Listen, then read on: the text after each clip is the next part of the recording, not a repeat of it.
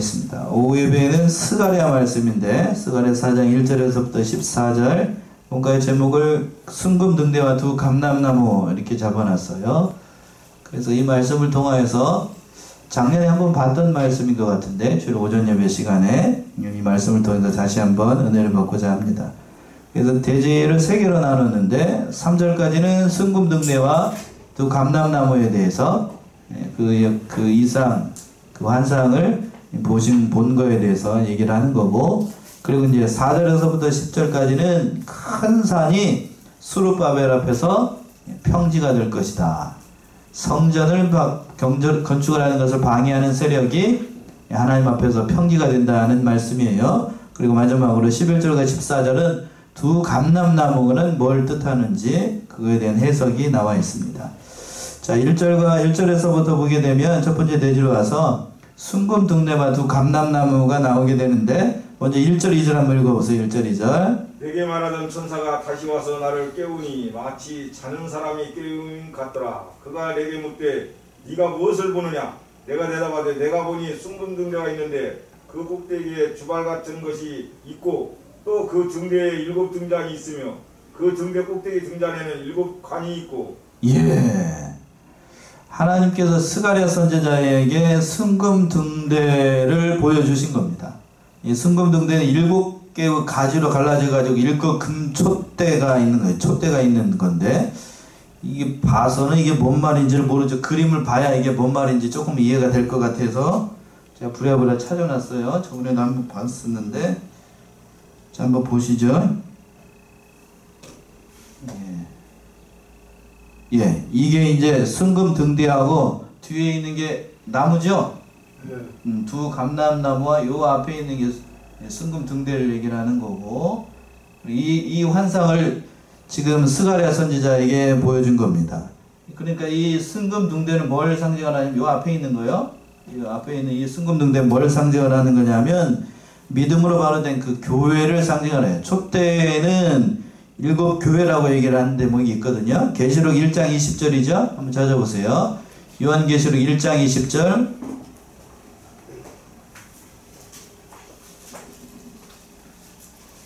계시록 1장 20절.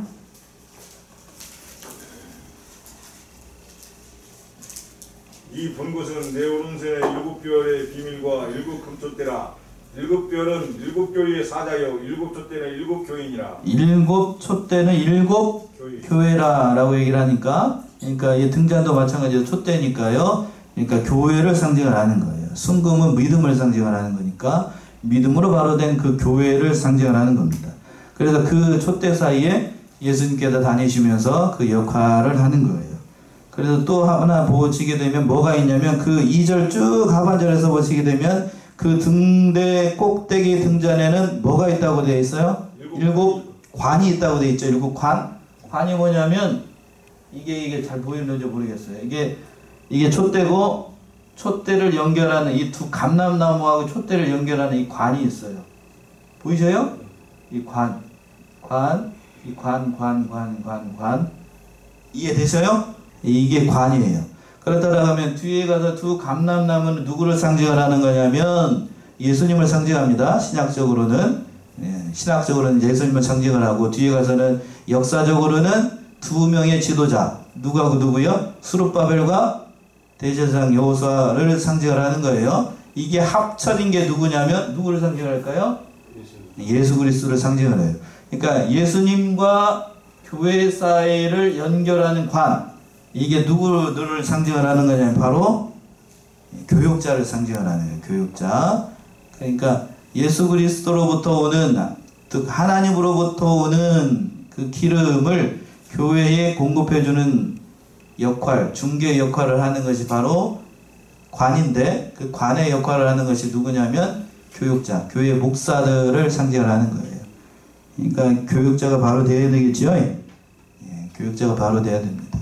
참, 그래서 이런 대목 보게 되면 참 여러 가지로 사명감을 느낀다고 해야 되고, 또 막중한 그런 것도 느껴요. 그러니까 얼마나 교육자 역할이 참으로 중요한가.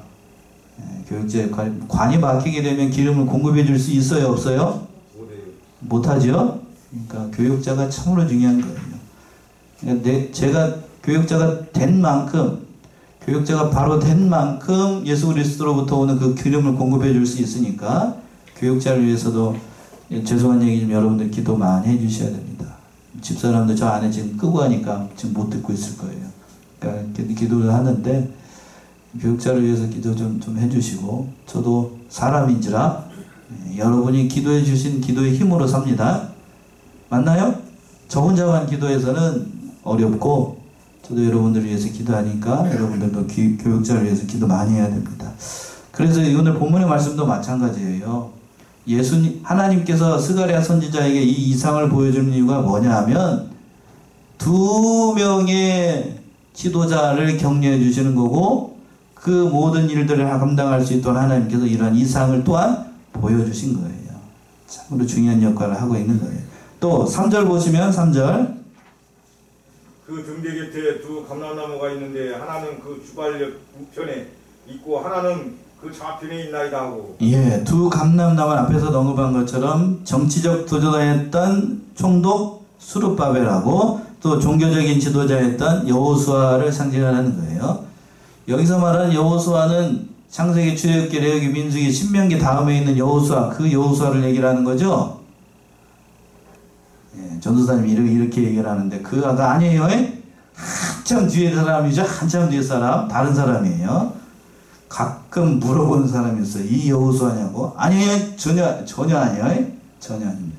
한참 그 여호수아는 소천해가지고 뼈도 없겠다. 다 썩어서 다른 대제사장 여호수아를 얘기를 하는 거고, 이건 예언적으로 누구를 상징한다라고 그랬냐면 바로 예수 그리스도를 상징하는 겁니다. 그러니까 두 개의 역할, 종교적인 총독이니까 정치적 지도자지요. 그러니까 정치적 지도자, 다른 말로 얘기하면 왕과 같은 존재잖아요. 그리고 종교적 지도자 대제사장은 제사장이니까 이 둘이 합쳐졌어요. 하나가 빠졌는데 이 둘이 합쳐진 게 누구를 상징하는 거예요? 바로 예수님을 상징하는 거니까 두 거는 바로 감람나무는 예수 그리스도를 상징하는 겁니다. 그 이상을 보여줬어요. 그런데 수룹바벨은 이것을 깨닫지 못했지요. 그러니까 천사한테 물어보는 겁니다. 4절의 말씀이죠. 4절. 내게 말은 천사에게 물어가로되 내 주여 이것들이 무엇입니까? 예, 스가랴 선지자가 기도하면서 완전한 이성을 가지고 이 환상을 봤는데 뭔 뜻인지 도대체가 알 수가 없었어요. 그래서 물어봤습니다. 물어봤더니 천사가 얘기합니다. 5절이요. 내게 말하는 천사가 대답하여 가로되 네가 이것들이 무엇인지 알지 못하느냐? 내가 대답하되 내 주여 내가 알지 못하나이다. 예, 내가 이것이 무엇인지 알지 못하느냐. 제가 어제 말씀을 연구하면서 보니까는 이것이 책망이다라고 얘기를 했는데, 책망이라고 보기가 어려워요. 이게 뭔 소리인지 모르느냐라고 물어보면, 말 그대로 모르느냐라고 물어보는 거고, 그거에 대해서 스가랴 선지자는 당연히 알 수가 없지요. 하나님께서 알려주시지 않으면 알 수가 없으니까. 내 주여 내가 알지 못합니다. 모르는 건 그러니까 정확하게 뭐 한다고 얘기를 해야 돼요? 모른다고 얘기해야 됩니다. 저라고 해서 성경을 다 아는 건 아니에요. 다 아는 거 아니라고요. 그러니까 모르는 건 저도 연구하고 또 기도하고 그렇게 얘기를 해요.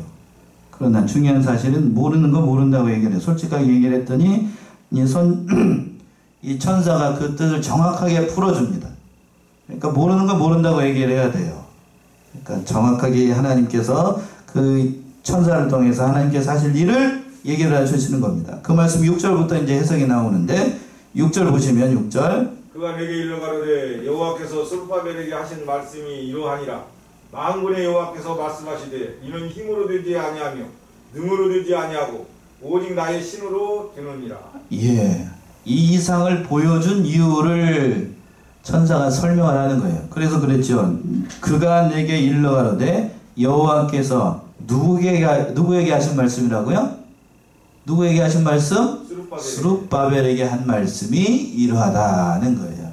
결국 그러니까 수룹바벨을 격려하기 위해서 이 말씀을 주신 거죠. 그만큼 수룹바벨의 위치가 중요하기 때문에, 수룹바벨의 위치가. 그리고 또 다른 말로 수룹바벨은 교회를 상징해요. 다른 한편으로 그 교회가 중요하기 때문에 하나님께서 이렇게 얘기를 하신 거예요. 그러니까 뭐라고 그랬냐면 성전을 건축하는 것. 수룹바벨이 지금 성전을 건축을 하고 있죠. 그 성전을 건축하는 일에 하반절에 있는 것처럼 이는 뭘로 되지 않고 힘으로 되지 아니하고 능으로 되지 아니하고 오직 뭘로만 가능하다? 나의 신. 여기서 나의 신은 성령을 얘기를 하는 거예요. 그러니까 교회를 건축하고 교회를 세워나가는 것은 내 능력이나 나의 힘이나 그걸로 되는 것이 아니라 성령께서 함께 하셔야만 능히 해낼 수 있다는 얘기입니다. 여러분들도 지금 여기 앉아 계신 분들 다들 성전 건축하는 일에 다 담당하고 있어요. 그러니까 내가 하는 게 아니고 첫 번째는 누가 도와줘야만, 성령께서 도와줘야만 가능하다는 얘기입니다. 보이는 성전도 하나님께서 함께 하셔야만 건축할 수가 있고, 보이지 않는 바로 내 중심 가운데 있는 이 보이지 않는 성전을 건축하는 일도 누가 함께 하셔야만, 성령께서 함께 하셔야만 건축해 나갈 수 있다는 얘기예요. 그 일을 지금 바로 스룹바벨에게 얘기를 하시고 스룹바벨을 격려하기 위해서 이렇게 얘기를 하시는 거예요. 그러니까 하나님께서 스룹바벨을 얼마나 귀하게 여기시는지 참으로 잘 알 수 있겠지요.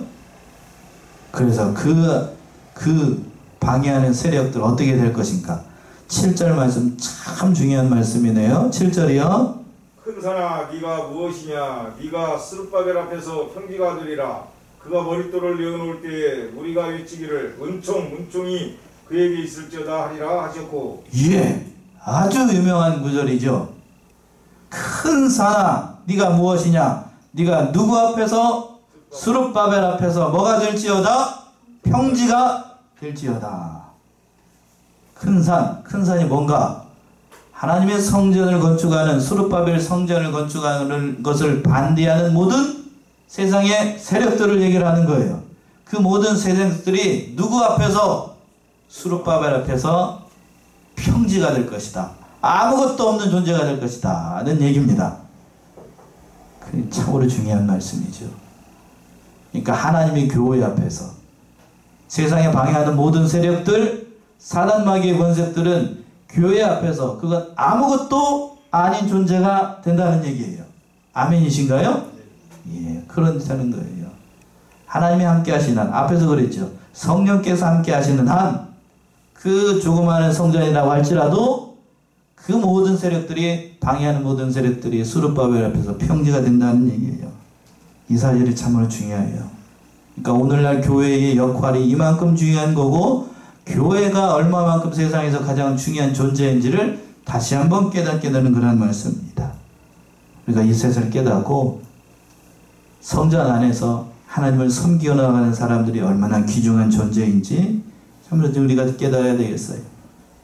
세상 바라보지 말고, 세상 마귀의 세력 바라보지 말고, 나는 나의 성전 안에 성령께서 함께 하시는 한 방해하는 모든 세력, 스룹바벨 앞에서 그 모든 큰 산이 평지가 되었던 것처럼 나의 모든 것들 방해하는 모든 세력들이 성전 앞에서, 내 앞에서 평지가 될 것이다 하는 믿음 가지고 이겨나가야 되겠어요? 아멘이신가요? 예, 이겨나가셔요.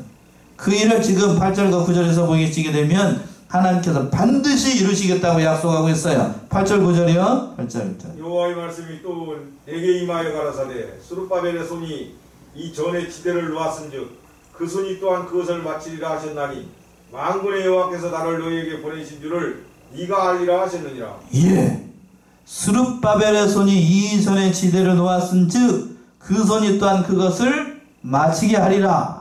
하나님께서 약속하라고 계십니다. 그러니까 스룹바벨이 성전을 지으려고 그 전 지대를 딱 하고 났어요. 전 지대를 놨으니까 다른 사람이 그 성전 짓는 것을 방해하고 채가려고 해도 반드시 내가 너를 통하여서 이 일을 마치겠다 하는 뜻이에요. 마치겠다. 그러니까 하나님께서 이 약속을 하신 거죠. 그러니까 방해하는 모든 세력들 하나님께서 이렇게 하신 겁니다. 참 이 말씀이 참 위로가 되는 것이 그거예요. 교회를 건축하다가 보게 되면 마귀의 역사가 참 많습니다. 여러분들 겪어보셨죠? 마귀의 역사가 알 수가 없어요. 교회의 일들은 조그마한 일이라도 하려고 하면 당연히 오는 것이 마귀의 역사예요. 마귀의 역사. 저는 작년에도 마찬가지예요. 이렇게 교회에 이렇게 모든 일을 하다 보니까 늘 마귀의 역사 있었을까요? 없었을까요? 있었어요. 그러나 그 모든 것들을 다 이겨내고 지금 우리가 이렇게 설 수 있었던 건 참 감사한 일이에요. 결국에는 하나님께서 함께 하신 거고, 오늘 말씀에서처럼 다 하나님께서 하셨기 때문에 가능한 일입니다. 그러니까 이런 일들을 보게 되면 하나님이 우리 성안교회와 함께 하시고, 그리고 여러분들의 그 수고로움과 그 모든 일들을 다 아시기 때문에 하나님께서 이런 모든 일들을 성취하도록 하신 거예요. 그러니까 작은 일이다, 조그마한 교회다 멸시할 이유가 하나도 없다는 얘기입니다. 그 말씀이 10절에 나오지요. 10절 한번 읽어보세요. 작은 일에 날이라고 멸시하는 자가 누구냐? 이 일곱은 온 세상에 두루 행하는 여호와의 눈이라. 다림줄이 스룹바벨의 손에 있음을 보고 기뻐하리라. 예. 작은 일에 날이라 멸시하는 자가 누구냐? 당시 스룹바벨 성전은 지난주에도 말씀드렸던 것처럼 솔로몬 성전에 비하면 규모가 크다고 그랬어요? 작다고 그랬어요? 작아요. 근데 무너져가지고 지금 어떻게 됐는지 알 수가 없지만, 그때 당시 솔로몬 성전은 금, 보화로 아주 2명의 왕들이 그냥 지은 거기 때문에, 첫 번째 다윗 왕이 성전을 건축할 마음이 있었지요. 그리고 다윗이 온갖 정성을 들여가지고 재료는 싹 다 마련했어요. 그렇죠? 다윗이 하나님 믿는 데 있어서 첫 번째, 둘째가 그러면 서러울 정도인데, 그 모든 재료들을 다 준비를 하고, 준비한 재료를 가지고 누가 건축을 했냐면 그 아들 솔로몬이 건축을 한 거예요. 그러니까 2대에 걸쳐서 하나님의 성전, 솔로몬 성전을 건축을 했으니 얼마나 잘 졌겠어요. 그렇죠? 예, 얼마나 잘 졌겠냐고. 그러니까 온갖 금은 보석, 그 모든 것, 그리고 나무는 그 레바논의 백향목 나무로, 그냥 말 그대로 백향목 나무는 단단하고, 그리고 또 우리나라로 얘기하면은 편백나무처럼 그 깎아 놓으면은 거기에서 뭐가 나오냐면 향이 나요. 향. 백향목처럼. 그러니까 백향목 나무가 그렇게 좋은 나무라는데, 그런 나무로 그 솔로몬 성전을 건축을 했으니 안에 들어가게 되면, 요즘 뭐 피톤 치든지 뭔지 아무튼 안에 들어가게 되면 온갖 것들 금은 보화로 해가지고 꾸며놓고, 기둥이라는 기둥은 다 금칠해 놓고 했으니 얼마나 아름답겠어요. 그러니까 그 성전에 그 성전을 봤던 사람들이 바벨론 포로로 잡혀갔다가 70년 만에 돌아와가지고 스룹바벨 성전을 짓는데 그 전 토지가 놓여지는 것을 보고 울었어요. 너무나 규모가 작으니까. 그랬죠? 에스라 3장 12절이죠? 에스라 3장 12절. 이제도 살펴봤는데, 3장 12절.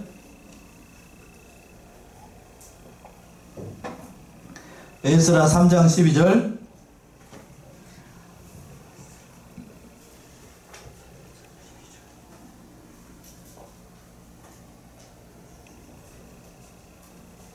에스라 3장 12절.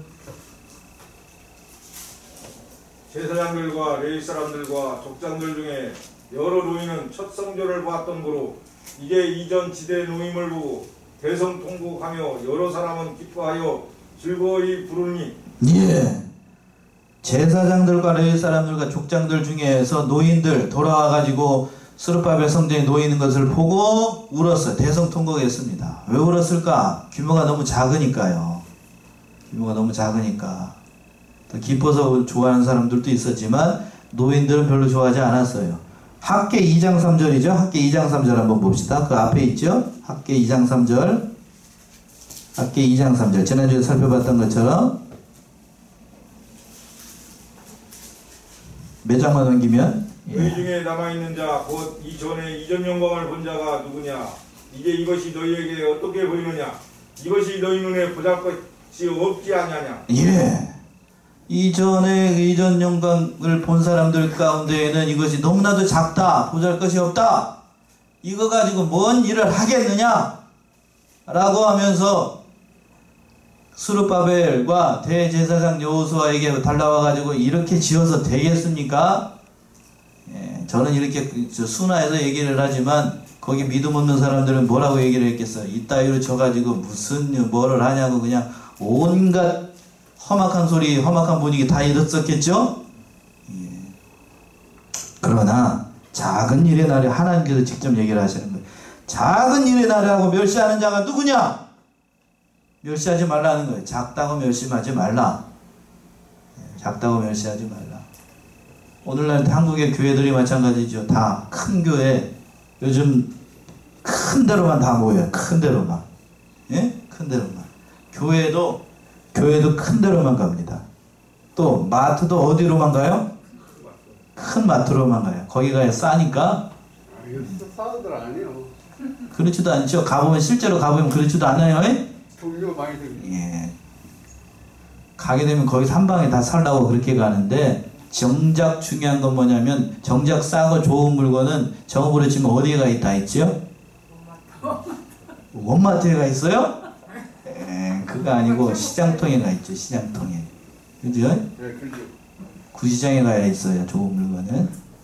그래서 저희 어머니도 이거 갑자기 그 얘기하다가 저희 어머니도 구시장으로 그냥 이렇게 한 바퀴 도셔요. 오시면은 꼭. 그래가지고 요즘들 연세가 드시니까 이제 좀 힘에 붙인다. 뭘 들고 가야 된다 그러면 저를 부르셔가지고 가는데, 그러니까 저를 부르면은 맨입으로 제가 안 해주니까 꼭 뭐를 하나씩 사가지고 주셔요.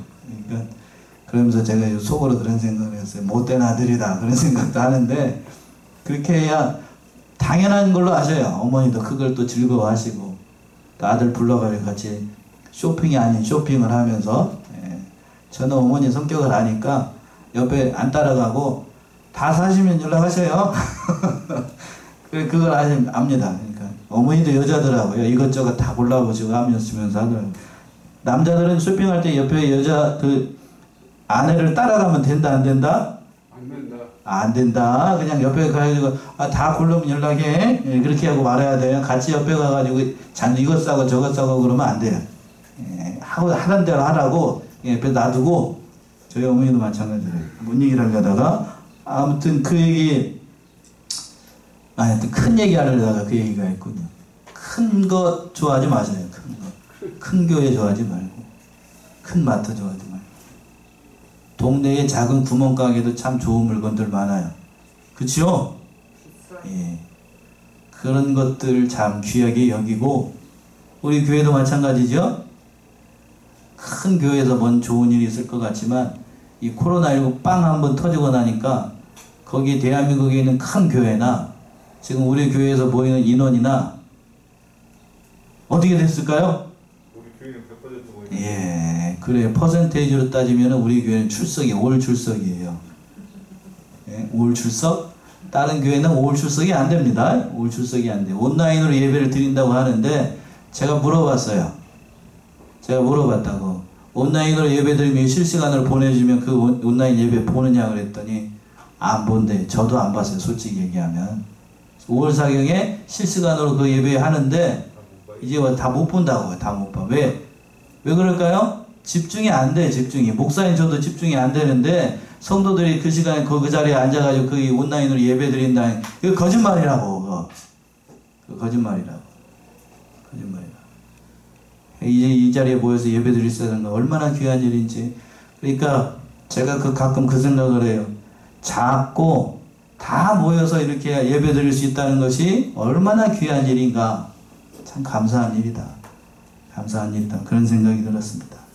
그러니까 이 사실을 우리가 깨닫고 참으로 귀하게 여기고, 조그마한 교회다. 사람들 얼마 없다. 그렇게 생각하지 마셔요. 하나님은 그렇게 그런 걸 보는 게 아닙니다. 그런 걸 보는 거 아니에요. 그런 걸 보지 않아요. 요한계시록에 보게 되면 7개의 교회가 나옵니다. 2장에 나오죠? 2장 3장에 나오지요? 거기에 있는 교회들 큰 교회였을 것 같아요? 큰 교회였을 것 같습니까? 거기에 있는 교회들이? 아니요. 절대로 그렇지 않아요. 자, 그래서 보게 되면 그랬죠. 작은 일에 충성하였으니라는 그런 교회도 있고. 큰 교회들 얘기를 하는 게 아니에요. 얼마나 하나님 앞에 바로 하는가, 바로 하는 그 교회를 하나님께서 귀하게 보시는 거지, 그렇다고 해서 큰 교회를 멸시하는 게 아니에요. 중요한 역할을 다 담당하고 있는 것이 다 다르다는 얘기입니다. 우리 사랑하는 성도들도 그 사실을 깨닫고, 내가 위치해 있는 그곳에서 충성하는 것 참으로 귀한 일이에요. 여러분 한 사람 한 사람이 얼마나 귀중한 존재인지는 제가 이 단에 서보면 알아요. 주일날 또 수요 예배나 금요 예배나 그 시간에 제가 이 단에 서서 말씀을 전할 때 자리가 하나씩 비잖아요. 그러면 마음이 쉥해요. 쉥하다고. 특히 어느 때 더 그걸 많이 느끼냐면 새벽 시간에. 어느 때? 새벽 시간에요. 새벽 시간에. 예. 제 예배로 따지게 되면 집사람 안 듣고 있으니까 모르겠지만 예배로 따지게 되면 제가 공을 제일 많이 드린, 물론 비중으로 따지면 주일 예배가 제일 중요하죠. 그러니까 예배를 따지는데, 그러나 일일이 제가 말씀을 연구하는 걸 보게 되면 새벽 시간이 그렇게 중요해요. 목사가 목사직을 할 수 있는 할 수 있는 이유, 그게 뭔가 하면 바로 언제, 무슨 시간이 있기 때문에? 새벽 시간이 있기 때문에. 새벽 시간. 그러니까 여러분들도 그 사실을 깨닫고 자리 잘 지키셔요. 아멘. 아주 권사님 한 분만 아멘 하셨네. 다른 분들은 안 지키시려는 모양이요. 자리 잘 지키시고, 그게 귀해요. 그게 귀해. 그래, 귀합니다. 잘 지키시고 가시기 바랍니다. 작다고 멸시하지 마세요. 그리고 거기까지 하고 또 11절부터 한번 봅시다. 11절 12절. 내가 그에게 물어가로되 등대 좌우에 두 감람나무는 무슨 뜻입니까 하고 다시 그에게 물어가로되 금기름을 흘려내는 두 금관 옆에 있는 이 감람나무 두 가지는 무슨 뜻입니까? 예. 그 뒤에 있는 거 등대는 알았는데 그렇다라고 하면 저 뒤에 있는 거 봤죠? 그림에서 나오는 거죠. 뒤에 두 나무는 그럼 뭔 뜻이 돼요? 물어봤어요. 그랬더니 13절이요. 13절. 그가 내게 대답하여 가로되 네가 이것이 무엇인지 알지 못하느냐? 대답하되 내 주여 알지 못하나이다. 예, 등대도 뭔 뜻인지 몰랐고 두 감람나무도 뭔 뜻인지 모르니까 얘기를 해주는 거예요. 14절이요. 14절. 가로되 이는 기름 발리운 자 둘이니 온 세상의 주 앞에 섰는 자니라 하더라. 예, 정확하게 이제 천사가 그 얘기를 한 겁니다. 이는 뭘 발리운 자? 기름 발리운 자 몇 명? 둘을 얘기를 하는 거예요. 기름 발리운 자 2명이라는 것은 역사적으로 수룹바벨 총독, 그리고 대제사장 누구? 여기서 앞에서 얘기했어요. 그리고 예언적으로 누구? 둘이 합쳐진 예수 그리스도를 상징하는 겁니다. 그 사람들이 바로 온 세상의 주 앞에 모셔서는 자, 모든 일을 감당하는 바로 그런 사람, 바로 예수 그리스도를 상징한다라고 이렇게 천사를 통해서 이 말씀을 해주신 겁니다. 오늘 이 말씀을 통하여서 참으로 귀한 말씀을 우리에게 전해주셨는데, 큰 산은 수룹바벨 앞에서 뭐가 되고? 평지가 되고, 그리고 또 작은 일의 날이라고 멸시하라고요? 멸시하지 말라. 여러분 한 사람 한 사람이 얼마만큼 귀중한지 깊이 깨닫고 그 믿음의 길을 잘 지켜나가시는 저와 여러분들이 다 되시기 바랍니다. 기도하겠습니다.